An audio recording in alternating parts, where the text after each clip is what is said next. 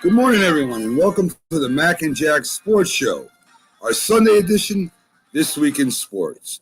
Streaming live on Facebook, YouTube, Twitch, and Zodiac TV on Mac Sports and Northeast Streaming Sports Facebook pages. Please like, follow, and share our Facebook pages. Subscribe to the Northeast Streaming Sports YouTube channel for all the great Northeast Streaming Sports shows. We're also on Instagram and Twitter. Our website is nessp.info. Check it out. All the shows, their bios, our guests, stores, and links to those stores. I'm Mac with your co-host, Jack Hirsch, legendary boxing writer and former president of the Boxing Writers Association of America, together bringing you national sports with special focus on Northeast professional sports from New York, Boston, and Philly. Good morning, Jack. How you doing? Good morning, Mac. Jack, this is our show where we go over what happened in the week of sports, some of the biggest topics, and we kind of put our spin on them. Today we have on Robert Butler from Sportscope, and we'll be covering the NBA with him mostly. Most of all the topics I have for him is NBA. Good morning to Tom Kelly. How you doing? Glad to see you this morning. David Guyette, another one of our loyal listeners that tune in every day. Glad to have you guys aboard. So that's what we're going to do today, Jack, as we, take a look at some of the topics and some of the players that made this week in sports pretty interesting. Now, there was a big story that came out about doctoring the baseball, right? That we there was a sticky substance called spider tack, I guess they call it. It's used in a lot of sports to enhance your grip on weightlifting, maybe football. I'm not sure. All the sports is used. Maybe it's used in tennis too. I have no idea. But Derek Cole and the New York Yankees, their ace, got a question at a press conference talking about this sticky substance. And he didn't deny he used it. In fact, he said that, the pitchers from the past kind of hand down from generation to generation some tricks that they use to improve their grip. And in some cases, Jack, as you pointed out, even loosen their grip so that when they throw a fastball, it's really not a fastball, but a changeup. And they use a pine tar oil combination. As you said, they used to run their fingers through their hair, and they used to have that, that gel in their hair where their grip on the baseball wouldn't be as good. They spit on the ball to get their grip because the baseball, as playing baseball when you first get it, is very smooth. And it's not that it's hard to control. It's just very smooth and very hard. So they try to scuff it up in some way or doctor it in some way to improve their grip, and even in some circumstances loosen their grip, which is interesting to me to begin with. So talking about this, Jack, as we talked about it, and we kind of, we kind of went back and forth because I think it's no big deal. And what really gets to me about sports in general is they don't want you cheating unless they change the rules to help you cheat. For instance, in football, if you remember Fred Biletnikoff, he had this thing called Stick'em, and he would put it all over his uniform. And the ball would stick to whatever part of the uniform he put on. I mean, he put on his pants, for God's sakes. Well, the NFL outlawed this. But yet they changed the rules so that the defense is at a high disadvantage now in covering a wide receiver. You can't touch him within the first 5 yards. There's a defenseless receiver rule that's ridiculous, where we go to the middle, and if he doesn't know you're coming at us within a couple steps and you hit him, it's a penalty. So they have gloves that the receivers can wear to catch the ball now, right? It's an aqua glove. It's a water glove. It's so resistant that they can actually catch the ball. It's the same thing as Stick'em. So it's so hypocritical what they allow and what they don't allow. So you go to baseball, and they've done everything since the 60s to make the offense, to give the offensive advantage. They've lowered the mound. They've brought in the fences. And they've even allowed batters to wear batting gloves to grip the bat. They have a pine tar that can go almost halfway up the bat where they can grip the bat so they have control over the bat. But yet, they're going to tell a pitcher, you can't wear any sticky thing on your hand to improve your grip, Jack. So to me, it's very interesting how the league can change rules, can allow certain things but other things are illegal. And I just want to get some of your thoughts on that. Well, one of the funniest sport movies ever was Major League. It was filmed in 1989, 32 years ago. And in that movie, if you recall, there was a pitcher named Harris for the Indians, one of the key actors, players in the movie. And he's talking to a young pitcher about what he uses on the ball, like grease on his hair. And then he even mentions he uses snot, from his nose to put on the ball. That's how ridiculous it is. And, Major League Baseball, they're now finalizing a foreign substance memo that they're going to give to the umpires, which is a guideline for when they should take action, when they shouldn't take action. But this is a common problem. I mean, this is nothing new. I mean, why are people acting like this whole thing is new? Pitchers have been throwing spitballs, using grease, trying to get every little edge the whole time. The spitball was outlawed, supposedly. You mean to tell me pitchers still aren't using a spitball? It was at the point years ago where umpires had to watch pitchers. They couldn't go to their mouth anymore. But then the pitchers would complain, well, if it was a very cold day and they're pitching and it's 45, 50 degrees out, they sometimes need to, keep their hands warm. They blow on their hands. I mean, to me, this is old stuff and no routine. Do the batters have any advantages? Should they be allowed to use pine tar? Should they be, should they be allowed to dig in at home plate in a certain sense, make a little patch, make a little tiny hole? And why is it becoming a big issue now? Is it because the ball is spinning more, it's sinking more? You know what I'm observing, Mac, on these so-called spin pitches that spin low? Batters just shouldn't swing at them because they're out of the strike zone most of the time.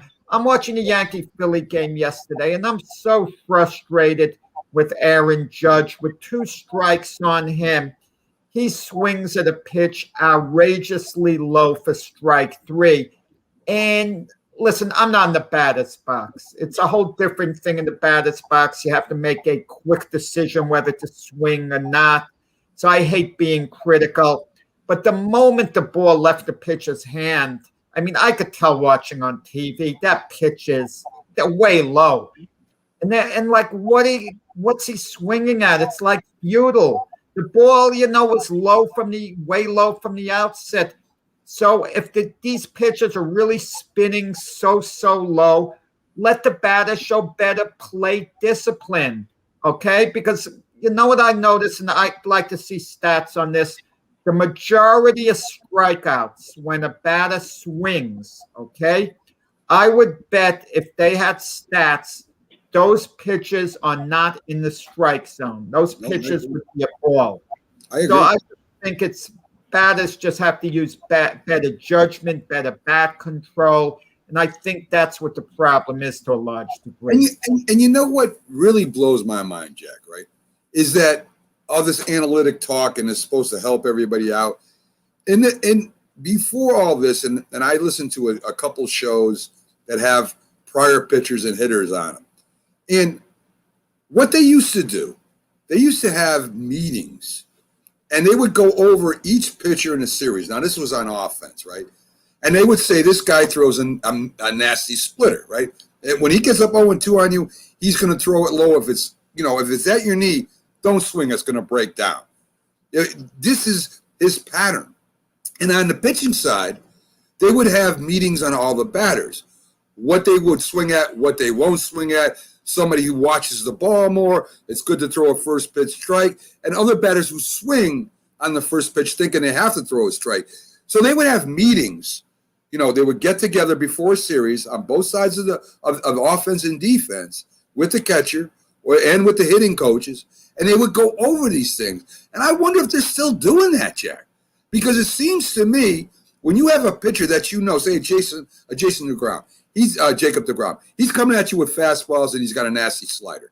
You know that. So he gets up 0-2 to you. You kind of should know chances are he's going to throw that slider. So the hitting averages have dropped way below. Everybody's hitting low. I mean, there's not even close to where it used to be. The home runs are not really going up, Jack. I mean, we don't have any 60 home run hitters out there anymore, or 50, 55 plus home run hitters like we used to. So to me, all this talk of analytics, all these rules they're worried about and changing things and saying this is okay, it's not helping the game at all. They're ready to outlaw the shift when a hitter can't even hit the ball to the other way. Matt, they're inventing new data all the time. The latest data is on whether or not a runner on second should attempt to score on a base hit from second base based on the outfielder's arm velocity. Now I'm seeing, well, one outfielder in right field, he could throw at 88 miles per hour to home plate.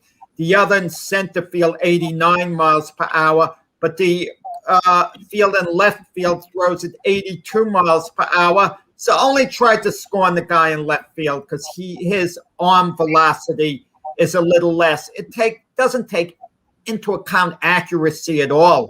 It doesn't take into account jump on the ball at all. You know, and so many of the other intangibles. It's the same thing as if you judge the pitcher who can throw 97, 98 miles per hour as opposed to one who could throw 94, 95. The one who could throw 94, 95 could have pinpoint control, could really know how to pitch. And the flamethrower might not know how to pitch. But according to the statistical data, you pick the flamethrower. And, we're going to an area. Listen, I like the statistical data, but I like it to a point. It becomes a little too oversaturated at times, even though I do think it's a good thing that you could use to your advantage. Well, Jack, it was called video, right? I mean, you knew, and the Yankees, when say the 70s of the Yankees, you knew that Mickey Rivers didn't have a strong arm. He was quick, but he had a strong arm. You knew Roy White's arm was not strong. But, you knew if you ran on Reggie Jackson, his arm was a little bit stronger, but maybe not as accurate. So, I mean, you watched video. You knew playing the team in this league. You knew who to run on and who not to run on. You didn't need to know who threw how much miles per hour. And I just think it's gone to a point of ridiculous right now. And I believe, Jack, that you watch one day, pretty soon, if Major League Baseball gets a sponsor that has like spider ticky tack on it, it'll become legal. You watch. So that's I think is interesting. I think it's interesting. Sure. Before you get off the baseball topic, I just want to make a note about a well-known pitcher from the past, passed away at age 85, Jim Mudcat Grant. Okay, and I'm kind of a little fond of Jim Mudcat Grant because I met him one time very briefly when I was a kid. This was after the 1965 World Series. Okay, the Minnesota Twins lost that World Series to the LA Dodgers in 7 games. The Twins won the first 2 games at home at the Metrodome. They lost the next 3 in Los Angeles. But game 6, when they were down 3-2, Mudcat Grant took the mound for the Twins. I think it was a 21-game winner that year. He'd already won a game early in the series, and he won the game to keep the Twins alive, and he hit a home run. Now I'm a kid. He's at the World's Fan, Flushing, New York, signing autographs for fans. I'm online. When I get to him, I get my autograph, and I said, hey, nice shot, in the 6th game. And he turns to me and says, you're the first person to mention it today, and I really appreciate it. Quick into action, that's all there is. But to a kid, that's a big deal, Oh, Mudcat Grant liked what I said. I got Mudcat Grant's autograph. That's a heck of a nickname, Mudcat Grant. Yeah, you like that. He had a 14-year career, only 4 seasons with the Twins, but he's kind of known as a Minnesota Twin, with that 1965 World Series. By the way, that 1965 World Series, talk about saving pitchers' arms. In Game 7, Sandy Koufax pitched on 2 days rest. He started. He pitched the complete game, 3-hitter, 1-2-0. Wow. How things have changed. So, Jack, I want to turn to your field that you're an expert in, boxing. But I want to talk about boxing entertainment. Floyd Mayweather, one of the greatest boxers of all time, you can't deny him that, is now putting on specials through his promotion where he's boxing YouTube channel guys that are popular. The pay-per-view, 1 million plus bought it. And while real boxing fans and boxers might find it ridiculous, right, the public has accepted it and is watching. Now, this is nothing new to me, Jack. I mean, Muhammad Ali put on exhibitions. He fought Lyle Alzado. He fought a wrestler. But this is while Ali was still an active boxer. This wasn't when he retired or in the same position Mayweather is in. And it wasn't pay-per-view. So I'm not sure if there's somebody to blame, if we should blame anybody, if we should just say, well, it is what it is. But boxing, as you know, is one of my favorite sports. It's second to NFL for me. And my feelings were in the beginning that Mayweather is making a mockery out of sport. How could a fighter who is such a great fighter and you would think has respect for boxing would do something like this and kind of, I think it's like poking fun at boxing in a way. Maybe not. I took it that way in the beginning. But now I kind of say, it's kind of like wrestling, right? Wrestling, you have athletes and you have people, no names, get in there, former athletes, all this kind of stuff. And in wrestling, it is choreographed, even though they are athletes. And I don't want anybody to think that I don't think wrestlers are athletes, because they are tremendous athletes. But we know it's choreographed. We pretty much know who's going to win because Vince McMahon says this is who's going to be the champion. So do you feel, Jack, that this is doing good for boxing, bad for boxing? And is this boxing's fault, this sport of boxing fault, that this has become so popular? Well, I'll go a step further. It's not boxing, Mac. It's entertainment. Boxers, or at least a boxer, Floyd Mayweather, who's acting as an entertainer. As you were talking, an idea popped into my head, and you want to talk about an entertaining boxing exhibition that would have been off the charts. Imagine if Sylvester Stallone were a little bit younger and you put him in against Mike Tyson, Rocky against Mike Tyson.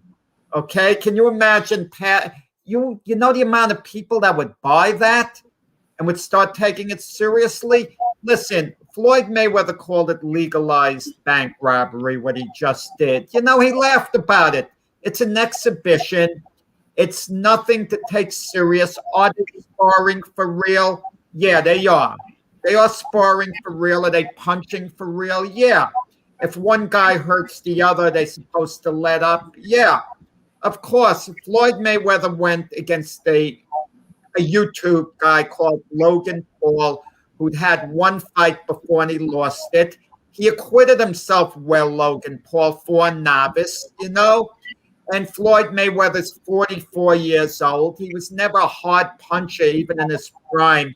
And especially now, he's a lot less than lethal. Logan Paul outweighed him by an awful lot, a much bigger guy. So you put them in the ring against one another, and it's actually kind of competitive under those circumstances. Is it a little bit entertaining? Logan Paul supposedly has 1 million followers on YouTube. So for his followers, they're going to be entertained by that. Floyd Mayweather has his share of followers, and some people want to see any version of Floyd Mayweather in the ring. And I can assure you, if Muhammad Ali was still alive, younger, wasn't afflicted with Parkinson's, was 60 years old, 65 years old, he'd box one of those exhibitions, get in shape. I mean, it's entertainment. I mean, if you don't want to get it, then don't get it. I mean, I don't take it too seriously at all. I really don't take it too seriously at all. But I'll tell you, if you put in Mike Tyson with Evander Holyfield again, and the two guys were seriously going to go at it, it would do phenomenal business. And we could say, oh, this is bad for boxing. How bad could it be for boxing if it does great sales? If a lot of people get it? I mean, take a real fight when Floyd Mayweather fought Manny Pacquiao. Predictably, because of their styles, it was not going to be an exciting fight. Most Mayweather fights are not exciting because he has a shutdown style. It's not conducive to an entertaining fight.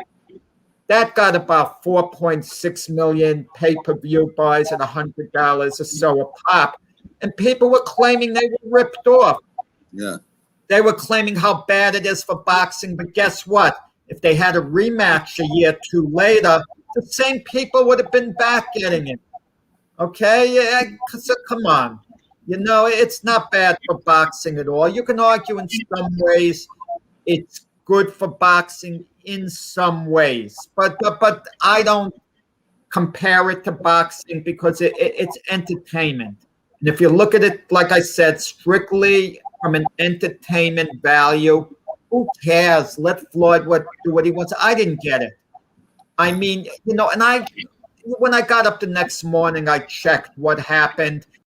And afterwards, there was some clips like I could see on YouTube of it to just catch a little of the action here and there. You know, and that satisfied me, you know, after. No big deal to me at all. But do you think, Jack, if boxing was run the way it was, and you have fights on all the time, and you have people fighting ranked people, and more of it, not just once a year or once every year and a half, do you think that Floyd Mayweather's exhibition would even come close to that? You got to understand about boxing. I hate to say it because that's, you know, the sport I specialized in. It's a messed up, dysfunctional sport. I mean, you have 4 world champions per division, unless someone happens to unify a couple of the belts. If they unify all 4 belts, one of the sanctioning bodies is going to strip them of the title soon after or make it impossible for them to satisfy a demand. Because once they unify a title, one sanctioning body gives a champion like 90 days or 60 days to defend against their number 1 contender. At the same time, another sanctioning body will make that demand. Then the third one might make that demand. And it makes it impossible for the champion to satisfy all those demands. So once he can't satisfy one sanctioning group, he gets stripped of the title. And they make it worse to fighters by saying, I want to unify the titles. Unify what? You know, it's like saying, I want to move into my dream house. You move into your dream house, but you're getting evicted within 60 days. So who cares? Yeah. Who cares about your darn dream house? You know, you may as well stay where you are now. It makes no sense at all. And but that's just the way boxing is. People like good fights. That's the bottom line. But eventually the public kind of demands it, or the financial situation demands it. Like you take Tyson Fury and Anthony Joshua. If they could have avoided fighting one another and gotten really big paydays, they would. But it gets to the point where the economics is so great that the fighters have to meet. There's no choice. Like Pacquiao and Mayweather, I mentioned, that fight came 5 years too late. But it got to the point where they didn't have viable enough opponents to make great money with either guy unless they did it with one another. So they fought one another, you know, so that's boxing. It's nothing is bad for boxing in these days. Outside of, you know, if safety measures were compromised, obviously that's bad. But from the business end, fights being made, fights not being made. And as far as world titles don't have the value they used to have. I gave an example on the past show. Joe Louis got a rematch with Max Schmeling. He knocked him out, okay? Had the 4 sanctioning bodies been around in those days, Max Schmeling would have been considered world champion by one of the sanctioning bodies. So Lewis never would have gotten a rematch with him. When Max Schmeling knocked Lewis out, no title was on the line. Lewis wasn't champion yet. Lewis then got a shot at the champion, Jimmy Braddock, before Max Schmeling did. Some people thought it was unfair, but Lewis's people smartly beat Schmeling to the title shot. Lewis won the title. But the heavyweight championship was so big at the time, Mac, so important, that the title was more important than the fighter. In these days, Right. the fighter is more important than the title. So Schmeling had to go to Lewis. He got his shot at the title, and Lewis knocked him out. But Schmeling would not have had to have the rematch with Lewis in this day and age, because there would have been 4 titles, and one of the sanctioning bodies would have given Schmeling, their heavyweight championship. Wow. And man, that is such a great analogy. Backstage right now, folks, we have one of our favorite guests. He comes on every Sunday with us. Today, I wanted to go down one road with Robert, and that was the NBA playoffs, because there's a lot of different topics and a lot of different things that you can cover with that. So the host of Sports Scope, he's all over social media, has a great show. Tune in, check him out when you can, and he's just all over. He's on Twitter. He's got his own Facebook page. He's on everything. So just look up Sports Scope and search it, and you'll find one of the best commentators in the business. Hey, Robert Butler. How you doing today, Rob? good morning, guys. We are about 13 weeks away from week 1 in NFL. Just a little side note. Good morning. Matt's acting like we're 2 weeks away now. He's insisting on cramming everything in now. Yes. Oh, with Julio required here in Tennessee, we wish it was about 2 weeks away. Wish it was in 4 hours, guys, but we got to be patient. Yes, you do. So Robert, as we're going through the NBA and we're going through the playoffs, some surprises, some we thought was going to happen, in the beginning of the season. One thing I wanted to talk to you about, they call it curses, right? There's certain sports teams that have curses. The Bambino curse, with the Red Sox till they won Red Sox trade, yeah. Yeah, and then you had the goat ivy eating curse for the Cubs. I mean, there was a goat that went out and ate the ivy, and for some reason that affected them. The Minnesota Twins went to like 18 playoff games. They haven't won one yet. That's an unbelievable stat. And in basketball, there's a team that with an MVP, former MVP, that makes it to the playoffs, and everybody says, well, this is their year. This is going to be it. This year they didn't say that, because maybe we're starting to accept that the Milwaukee Bucks, when it comes to the playoffs, for some reason, I don't care who they have on the team, they can make the trades they want. They can just, tell us Giannis is the best in the game, and in certain fashions they are. But even though they won, they have still only scored 86 points and almost lost that game against the Bucks, and that's without Harden. So is this the new version, of I don't know what kind of curse we want to call this, but is this the new version of a curse, playoff curse in sports basketball? Will the Bucks ever make it to the NBA championship? Well, I think that it's probably more concentration on this because, Giannis has been the MVP over the last few years. A lot of teams go through this where they make it the one phase of the playoffs. They add another player, big trade for Drew Holiday. Then they still come up a little bit short because they're going against a much more talented big game experience and Brooklyn Nets. Now, I think the next shoe to drop, my guess would be Budenholzer will probably get canned if they don't make the finals. I don't think they're cursed. I just think it's just a growing maturation process. Remember Michael Jordan, 7 years didn't, he went through 3 coaches before he even got to Phil Jackson. I had to look that up this morning. So I think they'll probably do a deal with Budenholzer. Maybe they'll make another trade for another big player, possibly go after a Damian Lillard or somebody like that in the offseason. Look for something to go down in Milwaukee. I think Milwaukee's grown as much as they can with this current roster. I don't think it's like the Bulls team that just has to keep playing together and getting better. And And you say like Damian Lillard to go after him. That's a heavy price to pay. You don't just get it, Damian Lillard. You got to give up an awful lot. And I don't think Damian Lillard is going to leave Portland because I kind of have the feeling they're going to get him the coach he wants. And the Chris Paul watch is going to be, I think, the interesting off-season watch because he's going to look for a 4-year deal. And if Phoenix wins the championship and they're going to give Chris Paul a 4-year deal, I kind of feel he's going to stay at Phoenix.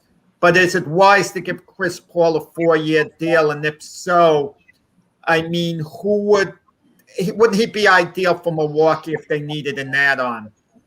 Yeah, he's a free agent, guys, and I think it would be crazy to give him a 4-year deal. I thought it was crazy to give him the last long deal, but the guy's a coach on the court. I mean, the proof's in the pudding.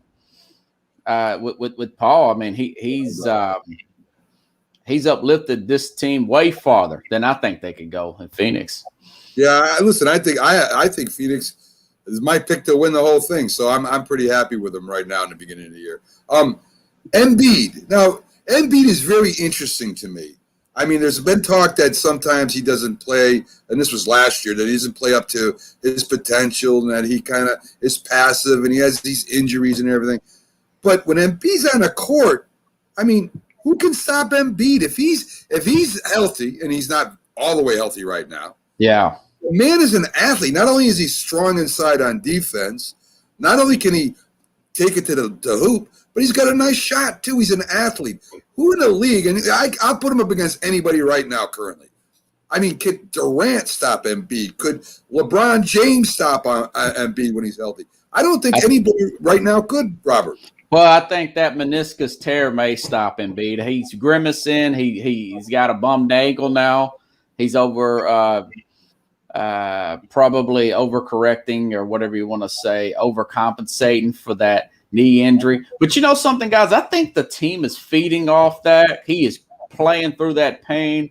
You know, I would say, you can ask Jamie this when he come up next week, that Game 3 win may have been the biggest win in 3 or 4 years for Philadelphia, because I thought they were going to lose that Atlanta. I mean, Atlanta's shooting the ball so well. And for them to go down there and win, be up by 20 at one point on the road in Atlanta, that says a lot about their mental fortitude. And I think a lot of that is coming off Embiid playing through this. Yeah, but if they get there and win it, he would be my finals MVP. I can't disagree with you on that one, Mac. You know, so you mentioned with Embiid his health, guys. Sometimes I think the team that survives and wins the NBA title is a team that could just stay the healthiest because it's so competitive, the league. Now, even the Utah Jazz, LA Clippers series, things are going great with the Jazz, up 2-0. And it's not so much they lost the game to the Clippers yesterday.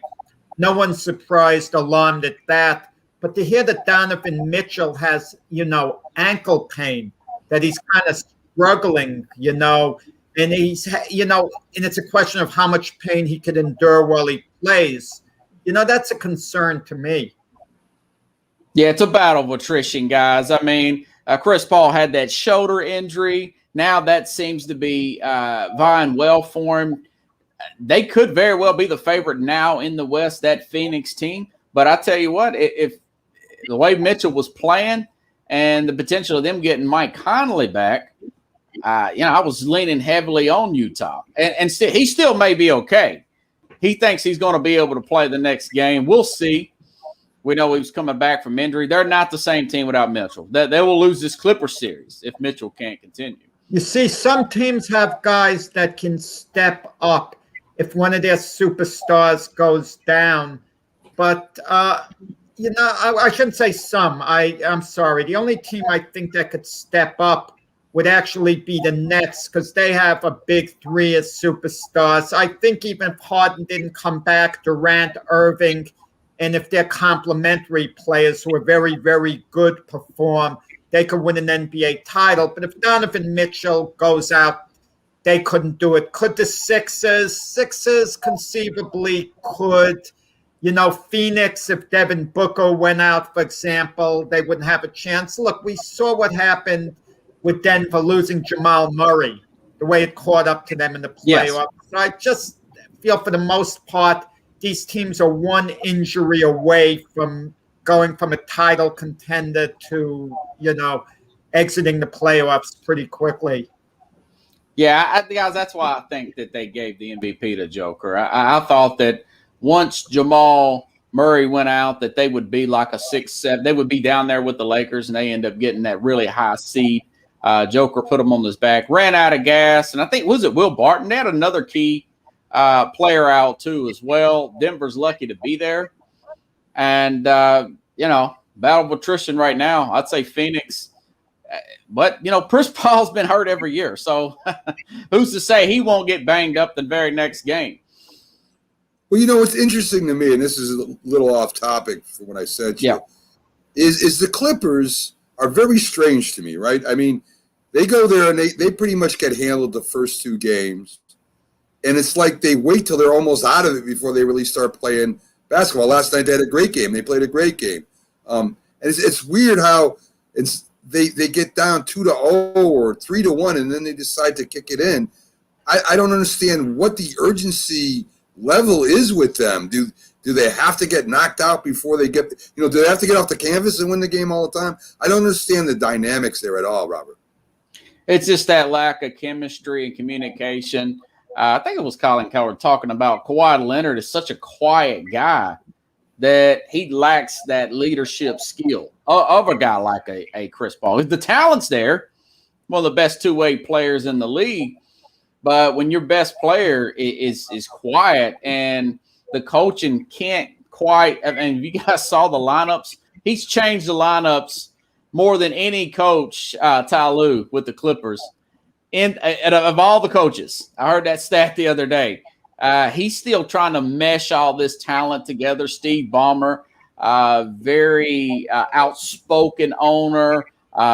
He's kind of like a Mark Cuban type, putting a lot of pressure. You can see the intensity there, but the talent's there with these guys. And it's simple, just, not really being around each other. This is only 2 seasons with him and Paul George together.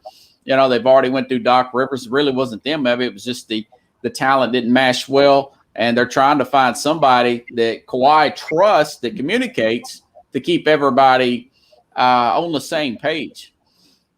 Yeah, I mean, it just shocks me that, you have to be down and out before you start playing your best basketball. Yeah. I would imagine, you'd want to win at least one of the first 2 games. Carlos just put up a thing that the West will win the championship. And I think that Phoenix will be there. But in my opinion, the top 2 teams in the East, meaning the Nets and the 76ers, I don't see any team in the West, the way it's constructed, that have more talent or that are better than those teams. Am I reading it wrong? Well, I'm not sure as much as about Philadelphia without Embiid. I know they're a deep team. I just don't know if they're going to get that kind of scoring that they need that a Nets team would have. Blake Griffin, I mean, look at him. You can make the argument that putting Blake Griffin on Giannis more is made a tremendous impact. I know he's still having about 30 points a game, but he's not doing those 45 points a game. Remember those last 2 games in a regular season they played? DeAndre Jordan was on Giannis, and he just did not have the footwork to stay with him. I think that Brooklyn Nets team, if they can stay healthy, that's a big if. Remember Durant got hurt too in the regular season. I think they can beat anybody without Harden coming back. You mentioned DeAndre Jordan. I'm puzzled. I haven't heard about him being injured, and he just hasn't been playing. I mean, he's just been on the bench, and I just don't understand it. Okay, it's just not the matchup, the defensive liability. But he's been on the bench game after game after game, and for a good part of the season, he got a lot of playing time. So I just don't. I'm kind of puzzled, how he's been utilized or hasn't been utilized at all. If they play Philadelphia, I think because of the size of Philly, I think that would be they'll bring him back off the bench. But he's just not a good. I watched both of those games, guys, with Milwaukee and Brooklyn in the regular season. And Giannis, one particular game, just had a field day with Jordan. But with the size issue with Philadelphia and helping out with Embiid, possibly he may be a better matchup there if the 2 teams make it. It looks like they will. Guys, I want to throw this by you, okay? Imagine the Nets didn't make the Harden deal. They didn't make the Harden deal. They would still have Jared Allen at center, who I love the guy, always gets rebounds, doesn't shoot a lot, but has a very good shooting percentage, really played well for the Cavaliers, and Caris LeVert, one of the Pacers' better players who went there. Imagine they had those two guys playing for them now, being healthy, and imagine if the Nets don't win the NBA championship, this year. And Harden's played well for the Nets, and he's out, and they could have won it with those two guys. Are the Nets truly that much better off? As great as stars Harden is, as much as a team player he's been for the Nets, as much as he's tried to sacrifice his own game for the Nets, you kind of wonder if you just held on to Jared Allen, Caris LeVert, and you would have held on to a lot more in addition to them. You kind of wonder the feasibility of the deal. So the Nets absolutely better win an NBA championship with James Harden. Otherwise, the deal, obviously was a bad one that could come back to haunt them down the line. Yeah, that makes me think about it. The interior defense of a guy like with the Jared Allen. Yeah, too much imagining. You can never imagine much. I mean, I like the song too, Imagine all the people. There you go. Or just my imagination running away with me. That's maybe the better title. I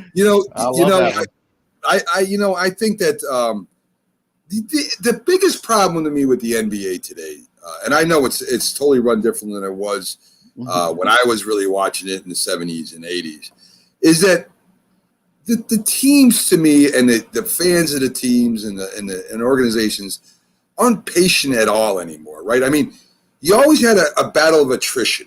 And this is when GMs built teams, I know that, blah, blah, blah. But still, with the greatest teams in the history of basketball, the Celtics had to get by the 76ers, which was a powerhouse. Then after that, Detroit had to wait their turn to get by the Celtics. And then the Bulls had to wait their turn to get by the Pistons. And these were talented teams, guys. I don't want to hear about these super teams. I would put Bird, the Chief, and McHale against any super team today. They're just a super. The Lakers, they had a super team without getting their old players together. It was built a certain way. And you picked up little pieces here and there every year to improve. You got better chemistry. You came up with different plans. Today, to me, Robert, it seems like, well, we don't have a good team. Let's get this guy, and put the team together. And that's almost every year now. It's not like it's, a couple years, a few years. We pick up Ray Allen, all of a sudden we got an outside shot for the Celtics, right? Or we pick up, a good shooter. I'm trying to remember his name. I can't remember him right now, for the Bulls, who was on like 5 different teams, and he had a great shot. And these were little pieces that they picked up to add to their version, I guess, of a super team. You mean B.J. Armstrong? Thank you. So they made up little pickups. They didn't say, okay, Bird, McHale, and the Chief ain't doing it. We need Magic Johnson on his team, and then we'll win every. They didn't do it like that, and they still had super teams. So is it the right path we're going down right now? I mean, like I said, Portland. Now all of a sudden, Jack says, "Well, they're going to get players to play with." Listen, why can't you just you got 2 good players there? Why don't you just put little pieces around it? Let the chemistry come together, as Jack just talked about with Harden. If they didn't get Harden, the Nets would still be in the. Mac, you're more right than wrong. So I don't really disagree with you. But things weren't perfect back in the day, as you recall. Those Knick teams, they got Earl of Pearl Monroe when he was a superstar with the Bullets to team up with Clyde Frazier in the backcourt. They called it the Rolls-Royce backcourt. When Isaiah Thomas seemed not to be getting along with Adrian Dantley with the Pistons, and there were some problems, they got Isaiah Thomas's good buddy Mark Aguirre to join the Pistons, and then they won a couple of titles. It was kind of done, not to the point today. I agree with you 100%. You'd never get Michael Jordan calling up his buddy Magic Johnson to join the Chicago Bulls, or Jordan wouldn't join the Lakers. I know what you're doing, but isn't the idea to make your team as strong as could be? Is anything wrong with that? Everyone wants to win, just like everyone wants to make as much money as they can. But I don't see anything wrong with it. If you could do it, then go ahead. It's just the players doing it instead of the GMs doing it. Mind you guys, remember Michael went through 3 coaches before they got to Phil Jackson. I mean, we're talking 2 years, you're changing coaches like that. So I think the lack of patience has always been there, Jack. It's just on it's on a higher magnitude now. You know, Robert, I disagree with you to a point because the Bulls did what they got Jackson, but they were winning before Jackson got there. And that's just a preference. I mean, that happens. What I'm saying, Robert, is that, and what Jack is saying they want it done faster. There's only so many superstars. Every sport is about matchups, as you were just talking about, right? I mean, you could have put certain players on certain players to be more effective. I mean, the Knicks, even though they didn't win a championship, did that a lot with Oakley and did it with a lot of different players where they would make matchups, right? I mean, you put Oakley on the best scoring forward and the other team. So it was matchups, but, you say you want to do it faster now. I mean, I don't know how much faster you can get than waiting 3 years. The Nets, to me, right now, and I said this when it happened, were crazy to go after Harden. I think they were nuts to go after Harden because, to me, they had players right now with a great player like Durant and a scorer like Kyrie that they had a shot at a championship. Maybe they have a better shot at a championship than bringing Harden. Not taking anything away from Harden's greatness. I'm not doing that. I'm saying that, to me, it's gone to a point where you only have so many superstars, and we're more worried about the superstars getting them than actually building a team. And that's why I like the Phoenix Suns a lot this year, guys. That's why I think that they're going to win it all. And Utah Jazz, if they weren't hurt, they would have been another one because they actually play team ball, and they're not out there trying to grab Russell Westbrook. They're not trying to get all these high-priced, highly talented players. They're out there. They're playing within their game. They're worrying about the matchups, and they're building a team. And that's why I think the Phoenix Suns have a shot at winning it all. Yeah, it's just that I'm with you, Mac. I mean, I don't like it either. I think it's a little much, but it's an air quote players league, man. And when you give them the players that much, I mean, of course, you got free agency. I just don't like the fact that players are forcing their way out off of teams, and it's starting with it's leaking over into the NFL. You look at Aaron Rodgers. Now he wants out of Green Bay. Deshaun Watson wants out of Houston. The grass is always greener method. These guys just don't want to sit through the hard times. Players are being players are being honest. There's a difference involved. James Harden let it be known he wanted to be traded, but he showed up for the Rockets and he was playing. And the Rockets didn't get off to a good start. And he said, I'm going to be honest, I don't see us getting much better. I don't see us being any type of championship contender. He wasn't lying. He was telling the truth, okay? And after James Harden left Houston, you saw how terrible Houston was. So had he stayed with Houston, they weren't going to be good. Let's face it, they weren't going to be a title contender, okay? That's safe to say. He didn't do anything wrong. It's just being honest. They felt, well, you're disrespecting your teammates. He's being honest about it. He's stating the obvious. Damian Lillard is frustrated with the Portland Trail Blazers. He doesn't feel they're a serious championship contender. They're a good team, but they have to take another step forward. So everyone's saying, oh, Damian Lillard wants to be traded. He hasn't demanded a trade.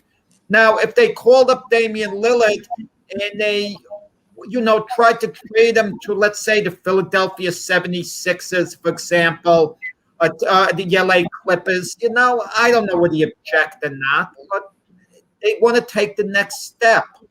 You can't blame players for that. It's like someone on a job, they always want to better themselves. And players want to do that as well.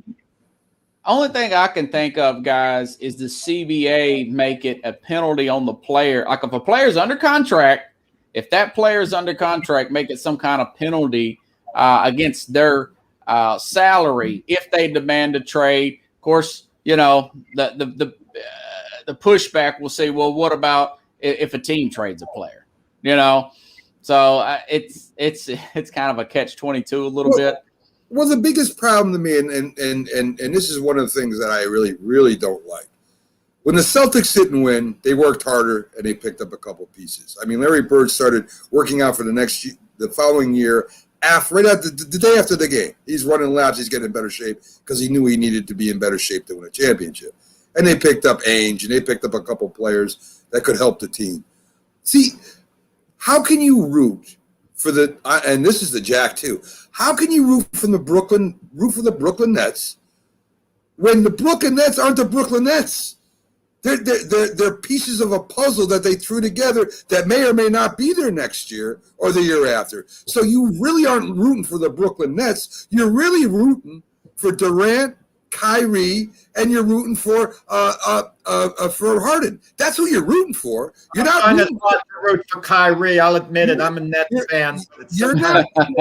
Well, you're not really rooting for a team anymore. You're rooting for, well, how many players they got. And to me, that hurts sports. It hurts basketball. I don't care what Carlos says or anybody says. I don't care about all your nonsense. I'm only joking about Kyrie, by the way. Yeah. I always hope he plays well as a Net fan. Yes. You know? Sometimes he drives me a little crazy. But how can you be a Nets fan when that's really not the Nets? That's how it is with all sport teams. We're basically rooting for the local. Look, Rob's excited about Julio Jones joining the Tennessee Titans. Yeah. How many of the Titans actually live in Tennessee? Have any serious link to Tennessee? That's how it is. I'm not asking for the population of Tennessee to play down the Titans, Jack. All I'm saying, Julio Jones, again, is a piece. That's a piece. He's not a star wide receiver anymore. He's not a guy that forced his way out of Atlanta to go play for the Tennessee Titans. That's something that was made. The Tennessee Titans right now has a great running back. That's a Tennessee Titan. They have a good to great offensive line. They now have Ryan Tannehill. You have a team to root for. That's just a piece of the team that got moved over. I'm not talking about that, Jack. I'm talking about you now as a Nets fan no longer root for the Nets team. You root for the big three because that's all they talk about. So that's not the Nets have a very good bench. Nets have a lot of good players. Jack, I don't hear about them. All I hear about is big three, big three, big three. That is not the Nets to me. That is the big three. That has nothing to do with the Nets. They're on the Nets right now. Yeah, definitely. But that's not the Nets team. They could be gone next year if that opportunity opens up. That was David Stern's vision. The commissioner back in '84, first year he came on, he said, we're going to make this a player-driven league. We're going to market, air quote, individual players. I'm like you. I want to take back coaching. I would love to get guys that played 3 years in college and team development. I think it'd be great for the league. But that was his vision back in '84. So we can't always just blame the players. He had something that he said, we're going to market individual players. This is documented information. This ain't just me making this stuff up. So I know. So when you do that, the flip side is it's like they're always free agents, Mac. I think that's where you're irritated. Yes. And I'm irritated. Mac Carlos is right. Mac is a bitter man. Case in point. He's saying it's unfair what the Nets are doing, getting the wish they would have went the Knicks. That should be outlawed. But in the meantime, he predicted the Milwaukee Bucks are going to beat the Nets in the playoffs. A little upset about that. The Nets' big three be if Mac is picking the Milwaukee Bucks to beat the Nets in this round? Can you blame the Nets for trying to improve their team? Mac is still picking the Bucks. Jack, they are not improving their team. They're trying to buy a championship. And that is like the heck with the team. We're going to go and get the best free players we can. Free agency, they do that all the time. It's not to this magnitude. The LA Dodgers signed Trevor Bauer. Would they buy another championship? I hope the Dodgers eat it this year. I hope they eat it. I can't wait for the San Francisco Giants, a baseball team, destroys If the them. Yankees signed Trevor Bauer, you would have felt, oh, that's okay. I The don't other like what way. the Yankees. I don't like what the Yankees do, They Jack. signed Garrett Cole for the big money a year ago.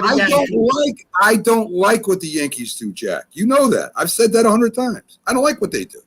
But anyway, It's Robert, this trophy society we live in, guys. No, I the mean, real reason everybody Robert gets a Mack is trophy. jealous that these players make so much more money than him. That's why. oh yeah, Well, that is true. listen. Well, yeah, I'm jealous, Jack. I'm jealous of you too, Jack. Anyway, folks, Robert, thank you for coming in.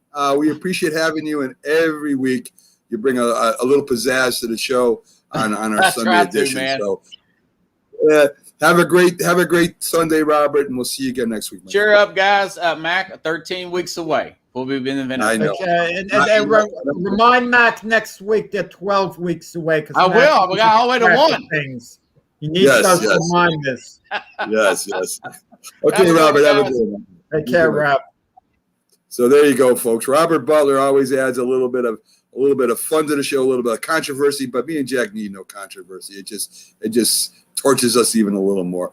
Folks, we're going to be right back after these messages. We got a couple things to go over. We're going to break down our last local team up here in the Northeast, the New York Giants, see what we think their record's going to be, all that good stuff. We'll see how it turns out, as that's the last one. We already did the Eagles. We already did the Jets. We already did the Patriots. We already did the Buffalo Bills. So the Giants are last on the list, guys. Before we get into the divisions the following week, Jim Jeffcoat will be back with us next week. So we're going to take a quick official timeout here, and we'll be back. And I got a couple of updates of some certain sports to go over with you. Some big news on the horizon for Northeast Streaming Sports. So we'll get to all that right after the commercial break, guys. Thanks for sticking around.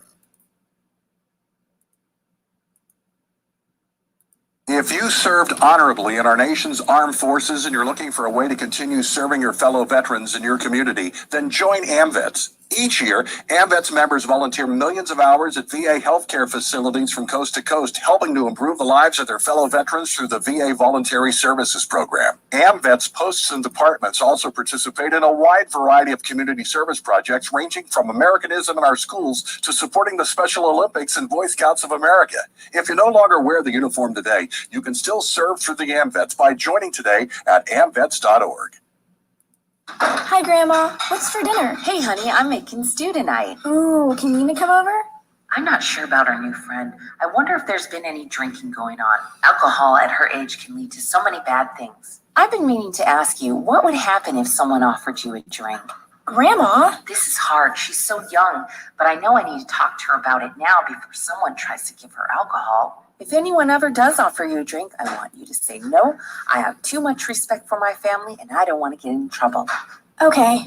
Really? I promise, Grandma. I love you too. Okay, how about tasting this stew and telling me what you think? Some children may try alcohol as young as 9 years old. It's not too early to talk about drinking.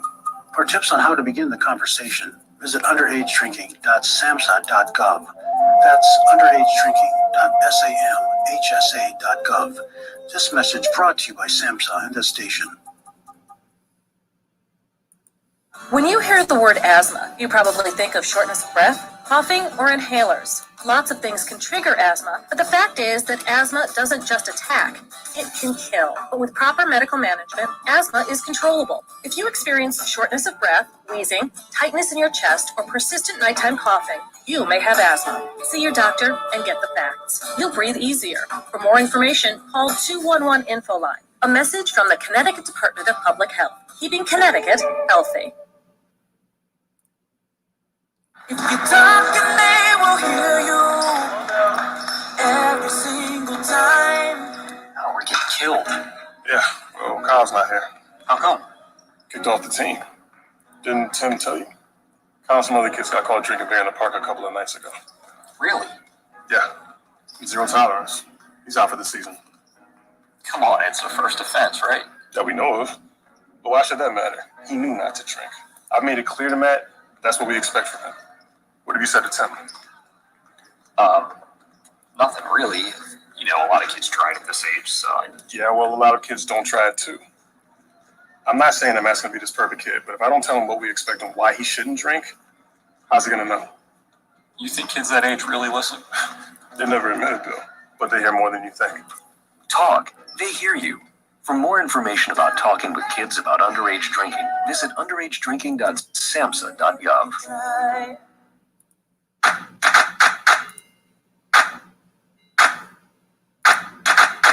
Good morning. You're listening to the Mac and Jack Sports Show on Northeast Streaming Sports.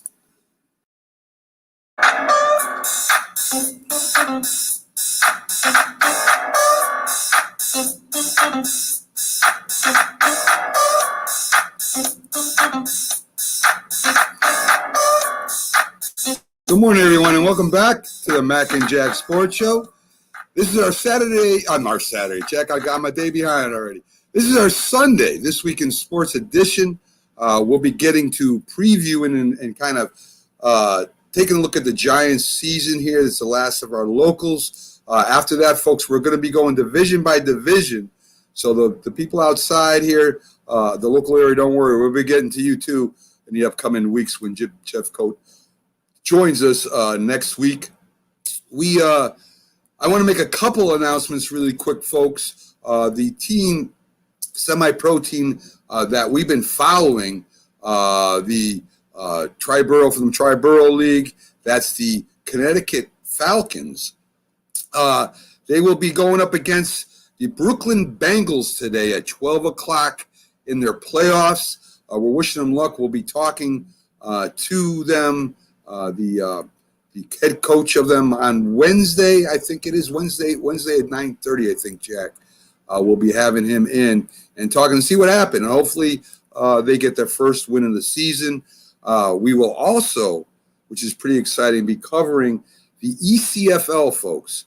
26 teams, 12 weeks of football, a great league. And I'm trying to get the head of the ECFL in, and we'll be carrying their games and covering the Connecticut Mustangs, calling their games and having their games live for you. And I'm telling you, this league, Jack, is dangerous. These guys play some really good football. A lot of their players go on to play at higher levels in the spring league. So it's going to be really exciting having them on the network and actually watching real football games until the season starts.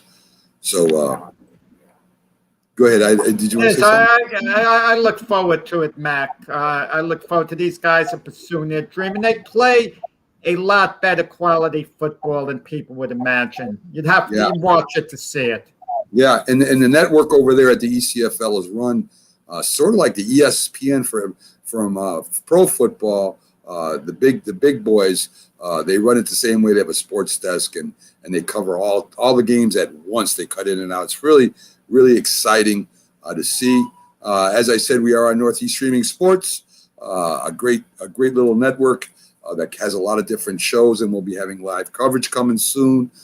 Please subscribe if you could to the sports YouTube channel. The more subscribers we get, the better off it is for us to get bigger guests, more info for you, and be able to start covering real games. We're looking at that and maybe a couple other we're going to cover. I'm also talking to a guy that has a Roku channel and that has a global streaming a network he's setting up. So I'm talking to him behind the scenes right now about that. We're also our Facebook page, folks. Like, follow, and share. Again, same concept. The more likes, followers we get, the more bigger guests we get. Not that we don't get big guests, but we'll get even bigger guests and more information that we can get to you. And it goes hand in hand, folks. You make the show. We're your personal sports network over at Northeast Streaming Sports. So, Jack, the last of our local teams that we think we're going to project their record, how they're going to do, and that is the New York Giants, Jack. That's the last of the locals before we get into the divisions. And I'm really interested to see if they take the next step this year, right? I mean, Joe Judge comes in. He's from the Nick Saban coaching staff, from the Bill Belichick coaching staff. It's been on the two of the winningest programs in modern day football. So he comes in with a lot of information and knowledge of how things should be run. He picks a new coaching staff, and most of them are head coaches in pro or in college. Picks up Jason Garrett as the offensive coordinator, who was offensive coordinator before he became head coach. He picks up a defensive coordinator who was with Miami and didn't look like he did too good with Miami because they let him go. But he ends up as our defensive coordinator, and he did an unbelievable job. I mean, in the beginning of the year, Jack, we have on Lance Meadows. Mac, wait, let me cut in. Go ahead. The Giants went 6-10 last year. Right. You mean unbelievably good or unbelievably bad? I think they went 6-10, Mac. They had a handle on winning the division, and they let it get away. The Redskins won the division at 7-9. The Giants, he had a honeymoon period last year. Who's that, Joe Judge had a honeymoon period as head coach of the Giants. First year head coach, he had a honeymoon period, Jack? Is that what he had a honeymoon period where he was given a pass on the team being mediocre. Well, Daniel Jones did not develop his quarterback last year. We'll get to Daniel Jones. As I was saying, Joe Judge in his first year hired a lot of head coaches and offensive coordinators and coaching staff Dave that were. Gettleman had the main say in that. The GM. No, he didn't, Jack. Joe Judge picked the staff. That's who picked the staff, not David Gettleman. You can say all you want. That's just a false statement. He did not pick the coaching staff. The agreement with Joe Judge was that he would pick his coaching staff, and that's the truth. So you can say Dave Gettleman all you want. Joe Judge did not come to the Giants with any serious clout. He was a special teams coach for the New England Patriots. Yeah, you're just talking off the top of your head right now because what you're saying is not true. The truth is, and I follow the Giants a lot closer than you. I got a lot of friends in the Giants department that I talk to. I have Lance Meadows who comes on who knows everything about the Giants, which you don't. And Joe Judge picked his staff. That's plain and simple. So you can say anything you want. It's not true. That Joe Judge came over with the promise he could pitch his to pick his coaching staff and be involved in the draft. That was first and foremost. So you can say what you want, but it's a lie. So Joe Judge came over, I'm going to say it again, picked his coaching staff, and most of them were head coaches at different levels of sports. So anyways. Joe Judge had no say in this. He had no impact on this year's draft. It was Dave Gettleman, the GM, making the decision. Joe Judge did not wheel and deal. I want you to show me where Dave Gettleman. Chicago said, their GM, when they made the deal to move flip-flop with the Giants, swap their number one picks and give the Giants additional first rounder and a fourth and a fifth rounder. The call was to Dave Gettleman. They were Dave Gettleman. It's a no-brainer. It's Dave Gettleman. Dave Gettleman had absolutely no say in the Giants making their deal. Let me tell you, here you go again, Jack. I want you to show me where it says Joe Judge was not involved in going down and picking up their wide receiver from Chicago. I mean, I want you to show me that because, again, you're saying that Dave Gettleman called the shot by himself, and he did not.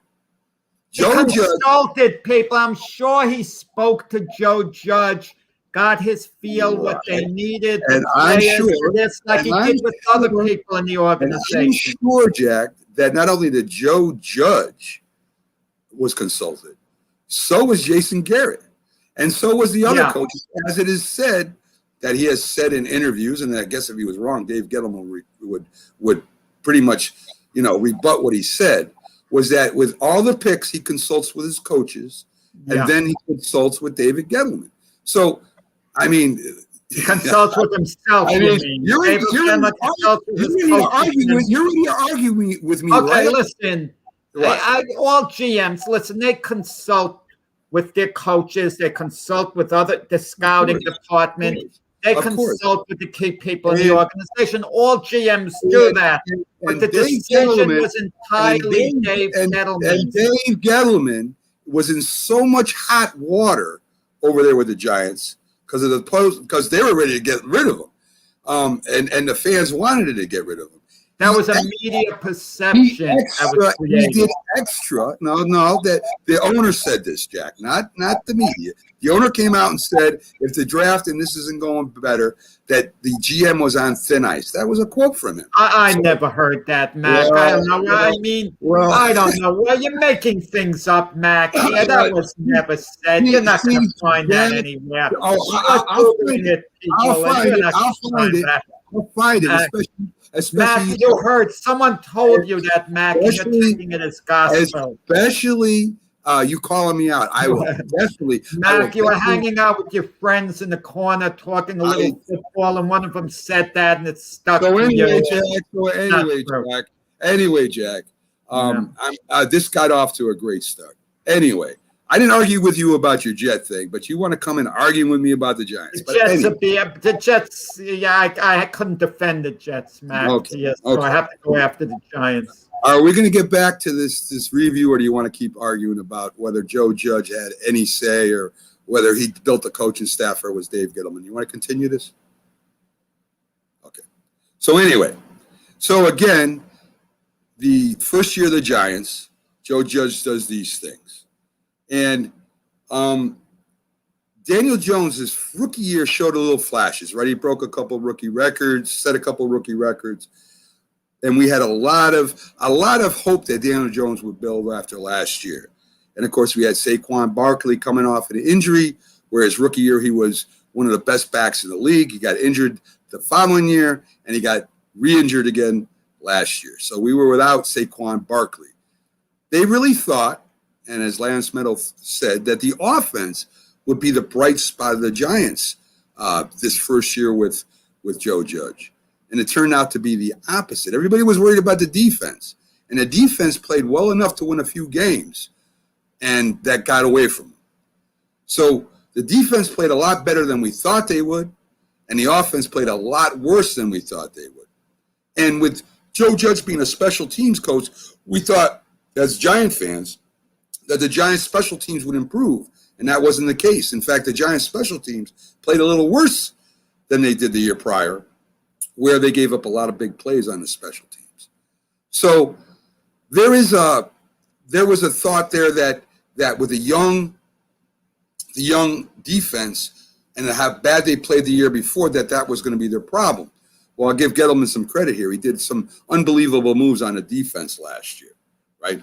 He picks up Bradbury, one of the best cornerbacks in the league, covering one-on-one. He picks up Logan Ryan, an experienced cornerback that they moved to safety. And Gettleman puts the franchise tag on a big move everybody complained about, Leonard Williams. They said he wasn't worth the money, he wasn't worth the draft picks. And he picked up Peppers from the Browns with the big Odell Beckham trade. So the defense came a lot faster than we thought. They picked up the middle linebacker from the Green Bay Packers, a tackling machine. They picked up an outside linebacker from the Green Bay Packers. So Gettleman was very busy last year in the offseason picking up defensive help for the Giants. And it showed, Jack. They had a nice mixture of youth and veterans there, and the defense played better than a lot of people expected. And as you say, the Giants moved from 4-12 to 6-10 last year, and we're in it at the end because they were in a bad division. I mean, there's no getting around it, right? I mean, that to win the division at 7-9 is not that great of a division to begin with. Dallas fell off. Washington, they kind of played a little bit better. Eagles fell way off, and it was between the Giants and the Redskins at the end to win the division, no matter how bad the division was. But the offense, Jack, was terrible. Without Saquon Barkley, Daniel Jones had no time, and when he did have time, made a lot of bad decisions, dropped the ball, fumbled constantly, it seemed like. They really had no running game, a little bit at the end of the season, but really no running game. And that Slayton combination with him and Slayton, their number one wide receiver the year before, kind of fell off. Golden Tate wasn't Golden Tate.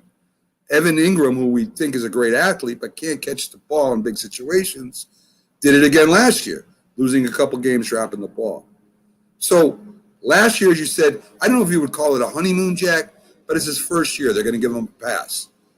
This year, as I think we've said before, it's going to be a lot about Daniel Jones and his improvement, right? I mean, he's going to have to be able to lead this offense. Well, that's the key. A lot of times coaches are judged on how their young franchise quarterbacks are developing. If the team's not winning, but their young franchise quarterback is really developing, coming along nicely, the coach could be secure because there's a comfort level with the quarterback and the coach, and the owners don't want to make any changes. And this is going to be a big test, with Daniel Jones. He's the key guy. He's going to be the key focus because if the Giants are struggling offensively, they've gotten help there for Daniel Jones this year. And also with Saquon Barkley coming back, and reports are that he's recovering nicely from the injury he had last year. But if the Giants should be struggling this year, some move's going to be made. If not Daniel Jones, maybe Jason Garrett, as the offensive coordinator, move on. I mean, it's only Joe Judge's second year. So the Giants are really going to have to take a little bit of a step back for his job to really be in danger. But people are going to start questioning Joe Judge, how good a coach he is, whether he's the right guy for the Giants if they're not making an improvement. It's inevitable with just about any coach, unless it's an established, experienced coach with a track record. But like you said, Mac, the Giants made the moves. They've made a number of moves designed to improve the team. And you mentioned with the defense, it was kind of a little mysterious to me last year. Against the Seattle Seahawks, they played one of their great defensive games, in years. I mean, Russell Wilson, Pete Carroll was saying he was astonished how good the Giant defense was. He never thought they were that good. Opposing coaches never say that after the game. They'll normally say, well, we knew they were good, but they played extra well. But he said point blank, we didn't think they were that good. And, Giant fans didn't think they were that good. They were awesome that game. But then after that, they were so-so for a number of games. Yeah. And this year, and again, to Gettleman's credit, he goes out and picks up some offensive help, right? They get Galladay, who was hurt a little bit last year, but he is an all-pro. He's 6'4". He's considered Jones' number one receiver, going to be his number one receiver this year. They pick up a very good tight end, Kyle Rudolph, who's a good blocker as well as a good receiver, has hands, a good red zone target, and they'll probably be using him and Evan Ingram in multiple sets, whether it's passing or running. The secondary, Gettleman goes out and he gets the number two defensive back, Adoree Jackson, who is a pretty good defensive back, will probably be the second defensive back this year next to Bradbury. So their defensive secondary, Jack, I think has improved dramatically with the acquisition of Jackson, Bradbury, with Logan, and now with Jackson. They now have an experienced, young secondary, not just a young rookie secondary. Well, the secondary wasn't bad as is, to improve it, as they did, I'll agree. The Giant defense, I think, is going to be a strength this year. I really think so. I think the focus is more going to be on the other side of the ball, because I think they've put the pieces in place defensively. Right, I do too. I think they're going to have a good defense this year. In the draft, Jack, as you said, they made a move. They picked up Kadarius Toney, right, and that is a great pick at wide receiver there because he's explosive. He could act as a kick returner. And the interesting thing, about that is Jacksonville wanted to pick him. Urban Meyer said after Tony was picked by the Giants, after the draft was over, and even though Jacksonville got a pretty darn good player in Travis Etienne, okay? Afterwards, Urban Meyer said it broke his heart that the Giants took Tony, and he admitted that's the guy they wanted to take. That's so rare for a coach to say that about another player because he'd met Tony, he liked him, he liked his style, he liked the way they played. And ironically, the Jaguars are they're practicing with Travis Etienne as a wide receiver, even though he was the running back at Clemson and a great one, at that. Yeah. But that's an explosive weapon at wide receiver for the Giants, Tony, and especially if Saquon Barkley comes back healthy, to have weapons like that, and then the stability, like you mentioned. The tight end position excites me with Rudolph and Ingram. Okay, I know the other day Byron Williams told us you could play them both at the same time. I don't see any of them as being a wide out, and I know they're different packages, but just the idea, the strength at the tight end position, they have to be nearly as strong as any team in the NFL at the tight end position because Rudolph is a great blocker.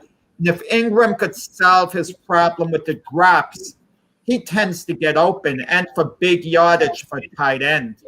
Yeah. And in the draft, they do need the edge rusher. They addressed that twice. They got Aziz Al-Hulari, talented, was one of the best defensive rushers in his division. They also picked up Ellerson Smith, who had 14 sacks. So they, again, are trying to address the receiver on one end and trying to get some pass rush on the other. Instead of picking a bunch of packages, they want to be able to know that their front four or front three, depending on what package you're using, can get to the quarterback without leaving some of the holes on the defense for the quarterback to pick apart. So overall, I think the Giants should be improved this year.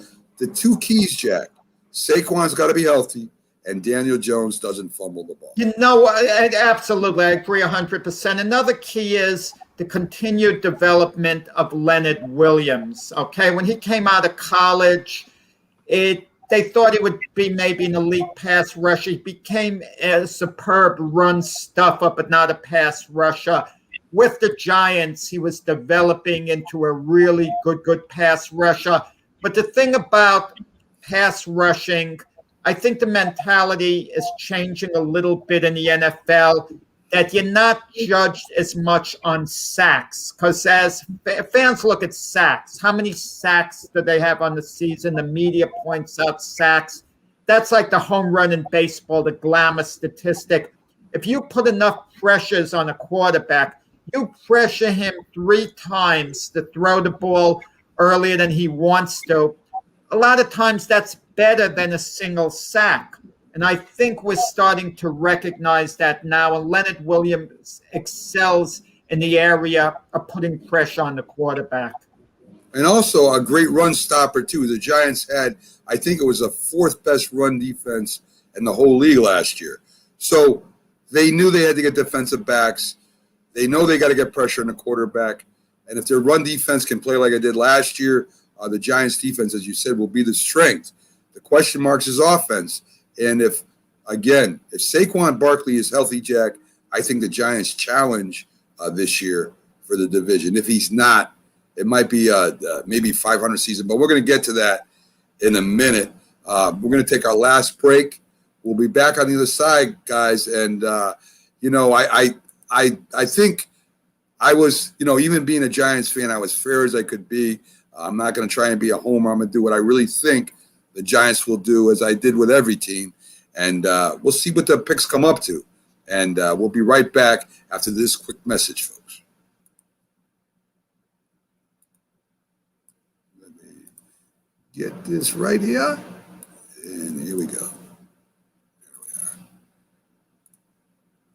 If you served honorably in our nation's armed forces and you're looking for a way to continue serving your fellow veterans in your community, then join AMVETS. Each year, AMVETS members volunteer millions of hours at VA healthcare facilities from coast to coast, helping to improve the lives of their fellow veterans through the VA Voluntary Services Program. AMVETS posts and departments also participate in a wide variety of community service projects, ranging from Americanism in our schools to supporting the Special Olympics and Boy Scouts of America.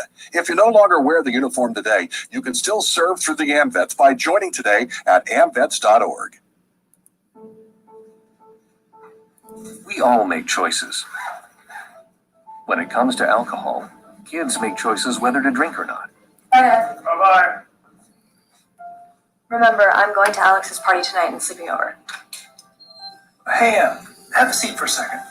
Remind me about that party again? Alex is just And adults make choices whether to talk about it. That's true of parents and every other trusted adult in a kid's life. Kids want to know our expectations when it comes to alcohol and other drugs. They want guidance and honest answers to their questions. And it makes a difference when the message is consistent and part of everyday conversations. So talk with your kids and help lead them on a positive path. Because when you talk, they hear you. For more information about talking with your kids about underage use of alcohol and other drugs, visit underagedrinking.samhsa.gov. When you hear the word asthma, you probably think of shortness of breath, coughing, or inhalers. Lots of things can trigger asthma, but the fact is that asthma doesn't just attack, it can kill. But with proper medical management, asthma is controllable. If you experience shortness of breath, wheezing, tightness in your chest, or persistent nighttime coughing, you may have asthma. See your doctor and get the facts. You'll breathe easier. For more information, call 211 Info Line. A message from the Connecticut Department of Public Health, keeping Connecticut healthy. I mean, you can see right now, without LeBron, Lakers are struggling. Let me tell you about a team I hate, all right? I know the Dallas Cowboy fan is here, so I had to make sure he knew how much I hate this team. I'm ready. I've often said that the people who run baseball, they try very hard to ruin it. I'm from Brooklyn. I don't have a problem saying it to his face. Oh, I'm from Brooklyn. Hey, isn't he?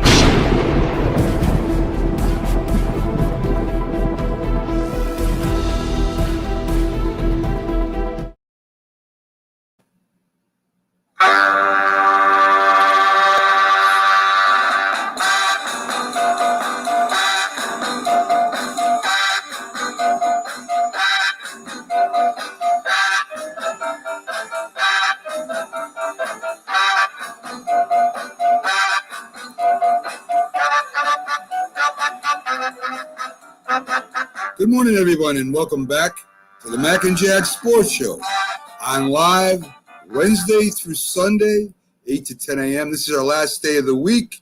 We'll be back on Wednesday with more great guests for you. We've got a whole bunch of slew of guests coming in next week, folks, as we always do.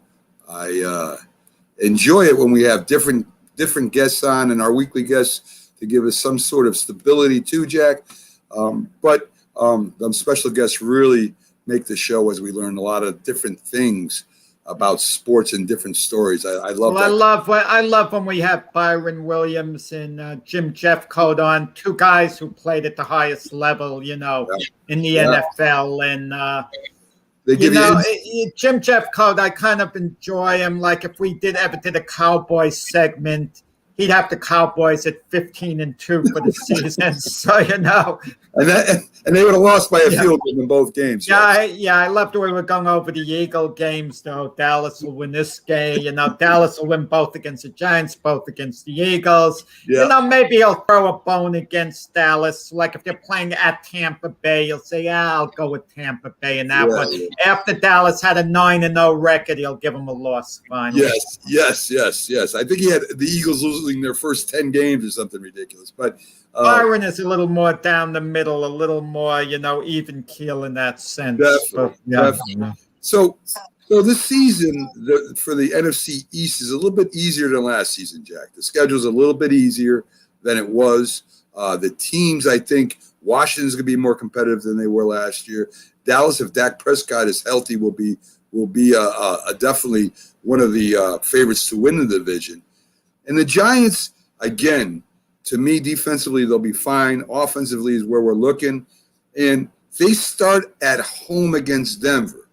Now, if it was in Denver, I would pick the Broncos because, all the fans are going to be there. It would be Denver's opening game. But being at home, their first game, I think the Giants can squeak out a win against this great Denver defense, Jack. I kind of agree, Mac. Denver's quarterback situation is unsettled. Let's be honest about it. We don't know whether it's Drew Lock or Teddy Bridgewater or whatever. So they're a little unsettled. And listen, whether it's Drew Lock or Teddy Bridgewater playing out in Jersey, they're not going to put a great deal of fear in the Giants. I think it's a winnable game for the Giants. I'll go with them there. I agree.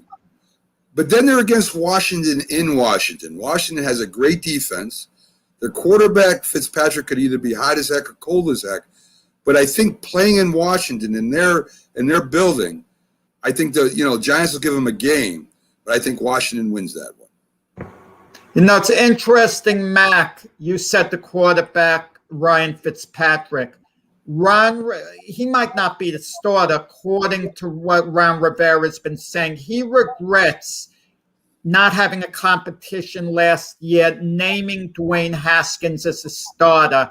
He says he regrets having done that. He should have had a competition, and he's having a competition. So for all we know, Kyle Allen's going to be the starter or one of the other two guys.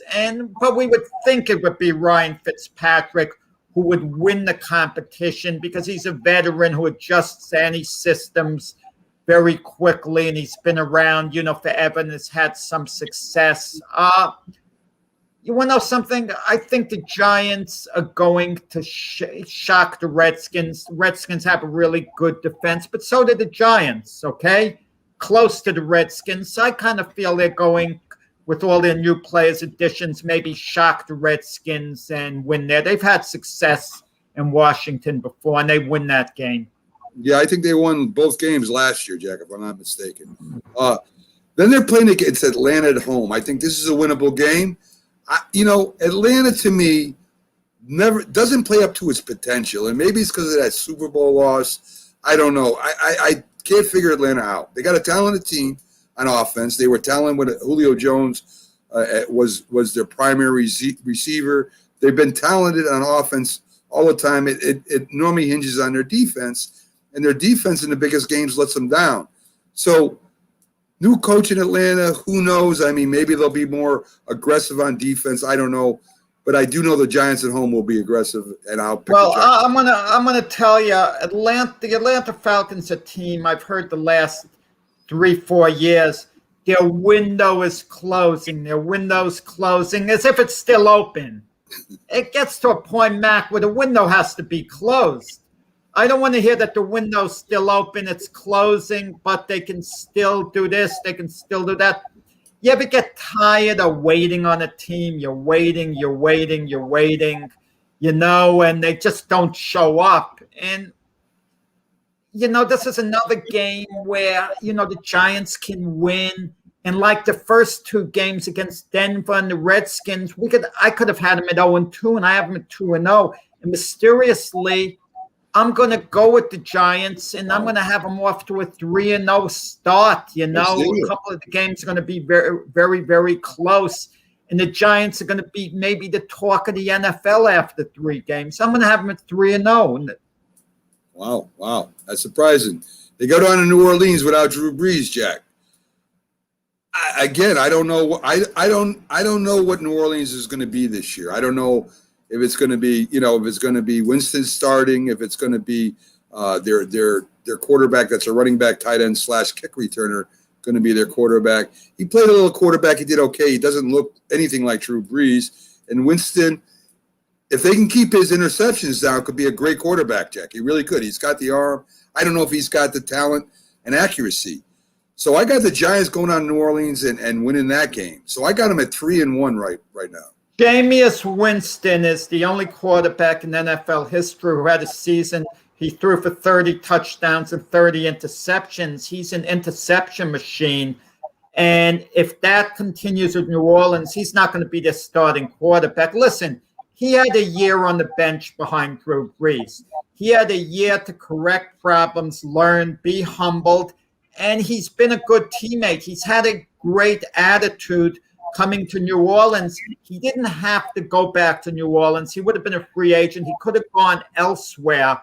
And I'm sure he was told he had a heck of a good chance of being the starting quarterback while he stuck around. If it's Taysom Hill as the starting quarterback for the Saints, it's going to be a long season. I haven't given up on Jameis Winston. I think he could still be a good quality starting quarterback in the NFL if he just cuts down on the interception rates, which has been awful, okay? And New Orleans is a very tough place to play at, a very tough place to win at. So I'm going to go with the Saints to, hand the Giants a loss there. Okay, so we're both got them at 3-1 to start the season, which is a really good way to start.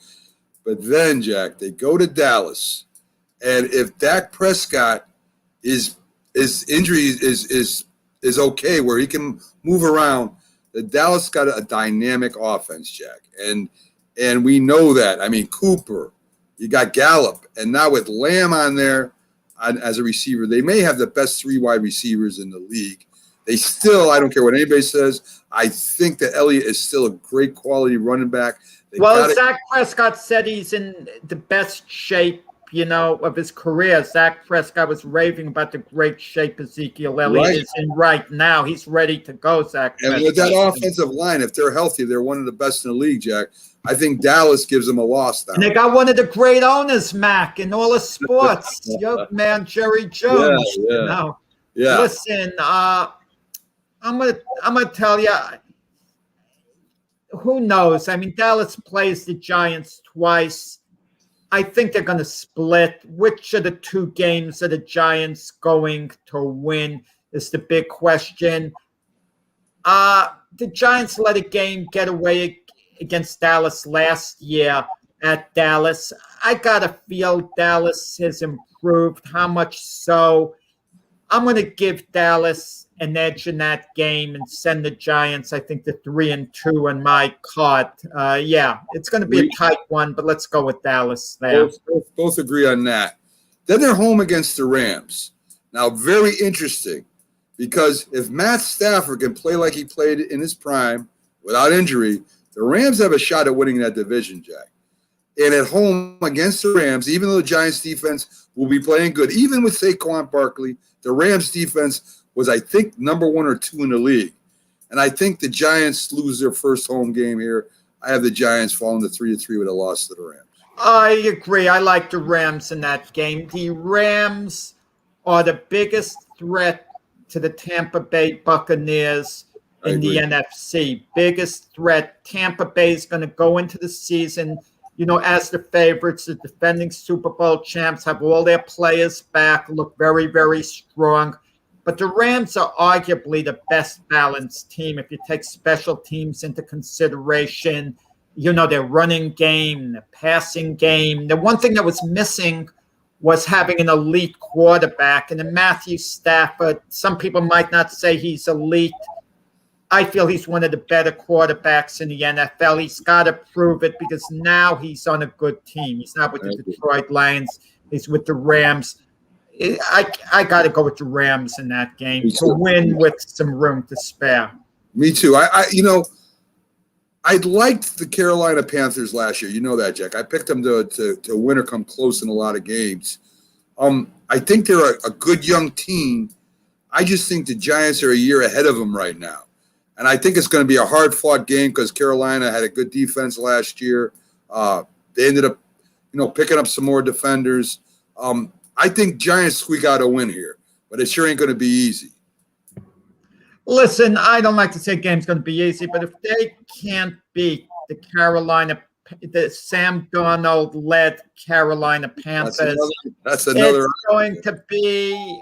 There's going to be a lot of discontent in Giant land. I mean, it's going to start to become perhaps a long season. They better win that game. I know Carolina's gotten Sam Darnold some help in the draft. They did things for him. perhaps that the Jets didn't do. Certainly the Jets got their new quarterback, Zach Wilson, I should say, to help that Sam Darnold didn't have. Giants should win that game. They're going to have some little comparisons, Mac, Daniel Jones and Sam Darnold in that game because of the New York link, and Daniel Jones is entering his third year, and that's when Sam Darnold had 3 years in New York.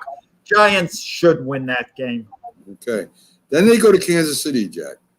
Kansas City has shown they can be beat to last year with a good defense, a good running game, and a great quarterback, right? So the Giants don't have a great quarterback, not yet anyway, and I doubt he'll ever be great. I think he'll be a very good quarterback when he gets to his peak. And Kansas City, with their talent and their experience at the highest level, should beat the Giants. Absolutely. Let me tell you something. The Giants, even if they come up with a great defensive effort, there's only so much they can do to contain Patrick Mahomes and the Chief offense. The Chief offense is going to get their points. They maybe won't run wild on the Giants, meaning the Giants are going to have to match the Chiefs' offensive output. And do you really see the Giants winning a 27-24 game? Because that's about the best case scenario for the Giants. So I like Kansas City, in that one, pretty comfortably. Me too. The Raiders come to play the Giants. I don't think the Raiders know who they are anymore. I mean, they were going to be physical, and then they wanted to throw, and the defense kind of took a step back at the end of the year. I think, I'll be totally honest with you, Jack, I think the Jay Gruden experiment has failed. And I would like the Giants home here big against the Raiders. I don't like to be too critical of Jay Gruden in the sense he is a Super Bowl winning coach. He has a passion for football. He was successful with the Oakland Raiders the first go around, even though he didn't quite get them to a Super Bowl. They did have success. Then they won the Super Bowl with the Tampa Bay Buccaneers. But I thought he was a little overrated because he's so intense, like football's his whole life. So people pick up. And then you're right. You wonder whether the Oakland Raiders, even what they did in the draft, people question, do they know what they're doing? And they make so many moves. I mean, it's a game you'd think the Giants, could win, and I'll have to go with them there. And then they go at Tampa, Jack. Brady's had problems with the Giants, with the Patriots, and the Giants may be in his head a little bit. This would be something Brady would love to destroy the Giants in Tampa just because of that, I think. Tampa Bay is just a better team. They should win this game, and they should win by a couple touchdowns. Are they playing at Tampa or at Tampa? At Tampa. Tampa, unless Tampa is played a big game the week before, and unless they're down. No, the Tampa will do a job. Tampa will do a job on the Giants. Giants, you never know the mood at the time. If they come into the game super motivated, maybe defensively they could harass Brady to a point. There's a little underlying thing going on there that people probably would have forgotten. Last year during the regular season, Joe Judge, he just got involved in a way he shouldn't have gotten involved about Tom Brady because Joe Judge wanted to show some loyalty to Bill Belichick. So he was basically saying, Brady was just a system quarterback who won because of Belichick. He didn't say it in those exact words, but that's how it basically came out. That Brady was in the system. He wasn't really the reason they won. He could have been more diplomatic if he wanted to defend Belichick. He could have just talked what a great coach Belichick was, the way everyone was a beneficiary of Coach Belichick. But instead, he pointed to Brady. Brady remembers those little things. And after Joe Judge spoke, Joe Judge was proven, not to look – well, he didn't look too good afterwards because Brady went on a tear and won the Super Bowl. So Brady's going to kind of maybe look to stick it to Joe Judge, but not say a thing to anyone about it before, after. But he has it in his head. Brady remembers that, uses it as motivation. That's going to help him. I believe you're right, Jack. And even though that was Daniel Jones' first win of his career, it's a totally different Tampa Bay team now than it was a couple of years ago. So, I think Tampa Bay wins pretty easily. But then they go home, and after reeling from that loss, and they play the Eagles. Again, Jack, I think the Eagles are in a total rebuild. It's going to be a tough year for them. The Eagles always play the Giants tough, no matter if the Giants are going to Super Bowl or not. The rivalry is tremendous. I think that's probably the Giants' hardest rival is the Eagles. They do have rivals within the conference, but I still think the Giants beat the Eagles at home. I agree, but then again, if you're an Eagle fan and you're looking at it from the Eagle perspective, you think it's a winnable game, but I have to go with the Giants. I agree with you, Mac. Sure. They're at Miami. And, Jack, I know you still got faith in Tua. I don't. I think that the Giants will beat Miami. I think Tua will have a lot of problems against that Giant defense. Miami has a good defense. And, again, we're saying Saquon Barkley is healthy. And with Saquon Barkley and now the rookies that are on the team are getting more experience, I think they can beat Miami. Listen, Tua is a better quarterback than Daniel Jones. Oh, that's not. He hasn't proven it yet. He's going to prove it this year. Right. Joe Judge potentially could be a very good coach, but Brian Flores is a better coach than Joe Judge. And Tampa made a number of moves. They got their draft. They drafted really, really well. They were 10-6 last year. They beat the Giants. They're Super Bowl contenders. The Giants are Eastern Division NFC contenders. That's a big difference. We'll see, Jack. I think we'll find out this year about Tua. There's no more Fitzpatrick to bail him out. They go to play the Chargers, Jack, at wherever the hell they play now. I think this is going to go back and forth, but at home, I think the Chargers can eke out a win against the Giants. Now, Mac, the Giants have a good defense. They don't have an elite defense. When I say elite, I mean one of the best defenses in the NFL. They don't. They have a good defense, the Giants. Justin Herbert can destroy a good defense. Justin Herbert is developing, based on last year, he's trending where he might be another Dan Marino. That says a lot. Okay?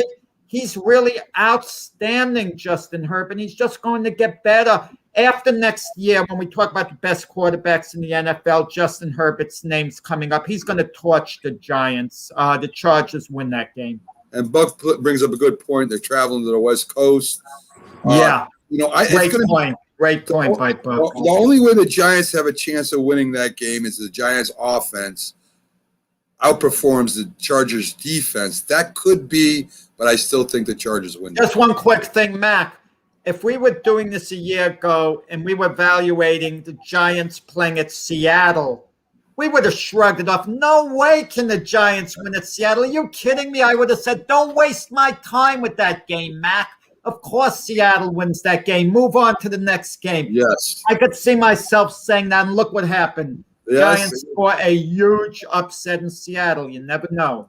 You don't. And that's why predicting, and I don't care if it's before the game, the day before the game, you never know. So our predictions right here are, believe it or not, folks, are just as good as the predictions you would get before a game, because in football, anything can happen. It's not like you got an ace pitcher that like a Jacob deGrom's throwing, and it's almost a guarantee. That's not the way it is in football. So, but we both agree that the Chargers should win that game.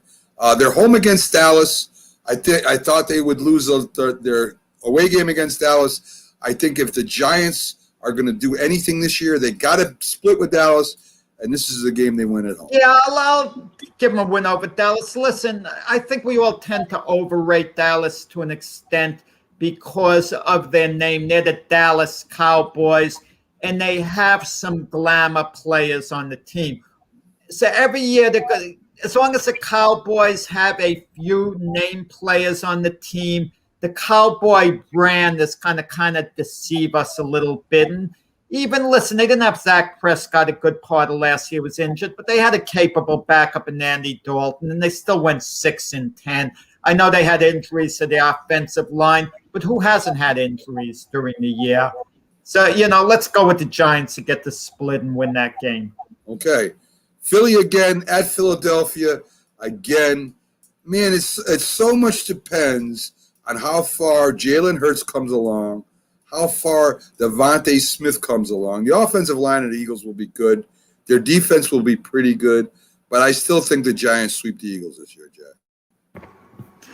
You might be right, but my attitude is the Eagles have to beat somebody. Even if the Eagles are bad, let's say they're 5-12 bad. Right. 4-13, they've got to beat someone, and the Giants are the type of team that they can maybe stick a loss on in one of the two games. I'm going to go with the Eagles to win there in Philadelphia because the Giants are in a powerhouse type team where I could just automatically give them 2 wins over the Eagles. It's a good point. So, again, if they're going to be a playoff contender, they got 2 tough games coming at the end, Jack. They got the Bears. The Bears, to me, and I'm being totally honest, the biggest beneficiary if Aaron Rodgers decides not to play this year is not the Minnesota Vikings. It's the Chicago Bears. The Chicago Bears have been close almost every year. They've been in the playoffs almost every year. They got Andy Dalton there, who's a capable quarterback. They got a good defense. They got a decent running game. They got a decent passing game. They have a good team. And for the Giants to go to the playoffs, they're going to have to win a couple games at the end, and tough games. And if they belong in the playoffs, they have to beat the Bears. If the Bears beat them, Jack, I don't think they go to playoffs. So to me, this will be more important for the Giants than the Bears, and the Giants will win this game.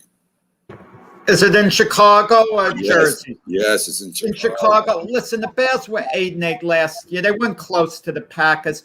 Bears underachieved. They have a really good defense. Offensively, you mentioned Andy Dalton. Well, you know what's going to be going on throughout the year. There's going to be a Justin Fields watch. It's inevitable when he's going to get in. And Andy Dalton is capable. He's not likely to be lights out during the year. At best, you figure he's a good game manager. He'll be okay. And as long as the Bears are winning, people will figure, okay, Justin Fields will sit this year and then he'll play next year. But as soon as Andy Dalton starts struggling, the word is, when does Justin Fields get in? I got to feel with the bad defense and those factors, I'm going to think in Chicago that they would beat the Giants, there. They're not a bad pick because that's going to be a tough game. Then they follow up at the end with a team that won the division last year that will be more improved. I gave them a loss at Washington. Last game of the season at home, I think the Giants will beat Washington. Yeah, I would feel that way. This reminds me of the Cowboy game at home last year, the last game of the season.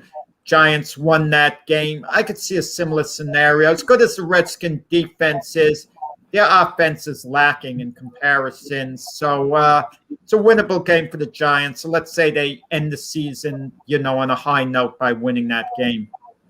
So, Jack, if our picks come true, and folks, it doesn't have to be the exact games because what we're doing is going after an overall record.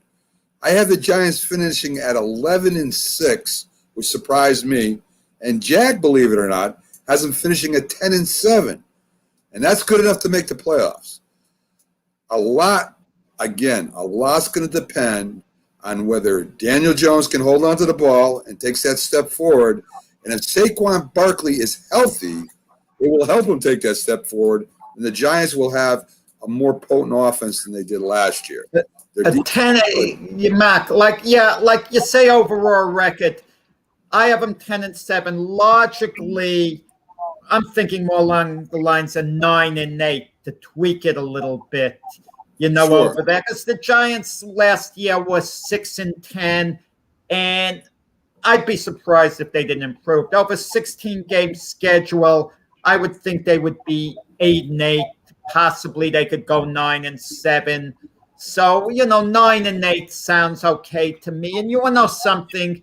in that NFC East, I think that's going to be good enough to make the playoffs. Actually, a 9-8 record, certainly 10-7.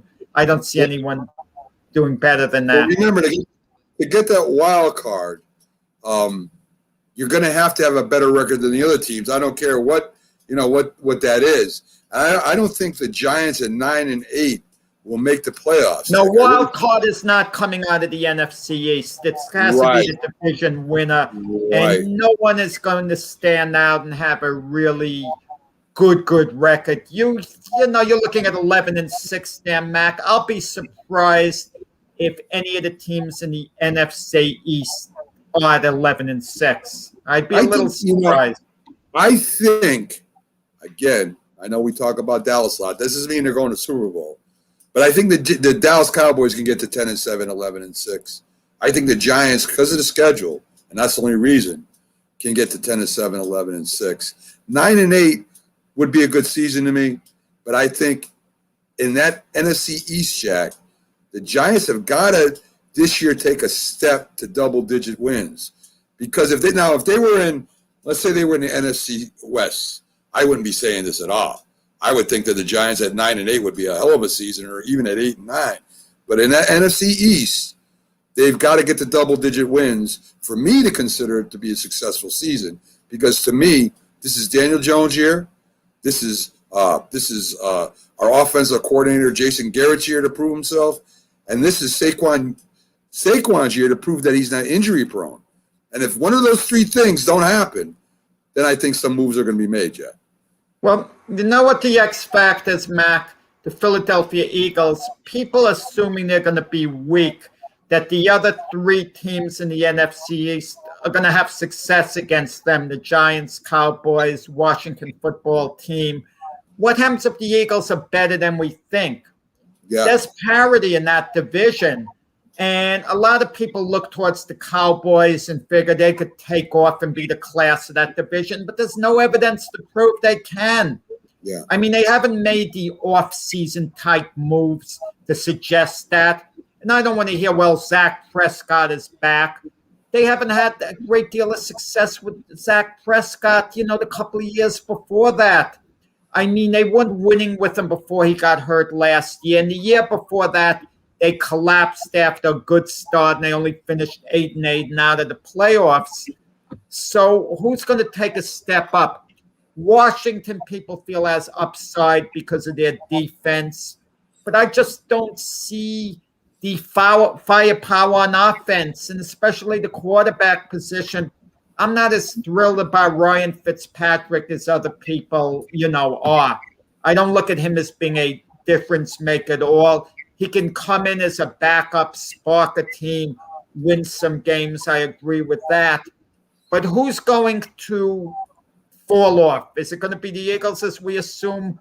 And who's going to take the next step forward? I just see Washington, the Giants, and the Cowboys basically in a dogfight parity, not being that strong, but being maybe a little bit improved. I think the key to the Eagles this year, Jack, is all about the quarterback position and the defensive backfield position, because they're solid in almost every area. I mean, the wide receiver quarterback, I think, goes together, right? I think that the receiving core has been not good over the past couple of years. I think that their quarterback has not played well over the last couple of years. Their defensive backs, they get eaten up in the passing game. If the Eagles can improve in both those areas, if Hurts is the real deal, and the defensive backfield can get better, the Eagles are in the mix. There's no doubt about it. I'm assuming that because it's the first year as a coach, that's not going to happen. I'm thinking next year. But you never know, man. You never know if they have the type of coaches that could bring Hurts to that level, and the defensive backfield coach that can bring that defensive backfield together. If they do, the Eagles spell trouble, Jack. Let me tell you, the worst thing that could happen to the Eagles this year, maybe worse than having a bad season in itself, would be if Jalen Hurts flops. Yes. And it becomes apparent he's not the quarterback of the future. Yeah. Now they've got to go searching, for a quarterback, and getting a premium quarterback is so hard. So if the Eagles are going, if Hurts isn't the guy, they might be better off having a horrendous season where they can pick at the top of the draft and maybe draft one of the young quarterbacks. So Yeah, I we'll agree. see. There's a lot of interesting storylines, but the Giants should be improved. We agree on that, and they definitely should be in the mix to win the NFC East. Last year, listen, it went down to the final game of the season. Had the Eagles beaten Washington in that Sunday night game, the Giants would have won the division, and they would have played the Buccaneers in the first round of the playoffs. So they weren't that far away last year because of how the NFC East is. Very true. Folks, I want to thank you for joining. A lot of comments, a lot of likes and loves on our breaking down the Giants. Great show today, Jack. I appreciate you bothering the heck out of me in the beginning. That made it even more fun. Well, with Joe Judge, listen, I agree. Listen, let's give him his chance. I think the Giants will improve, and Joe Judge won't be on the hot seat because I think they will improve. I think we both agree with that. But if they don't improve, there might be some problems. I hear you. So, folks, again, thanks. We'll be back Wednesday. We'll send out a promo of all the guests we'll have on next week, and it's a boatload. Thanks for joining us on our This Week in Sports, and we'll see you Wednesday. Guys, enjoy the rest of your weekend. Have a great Sunday.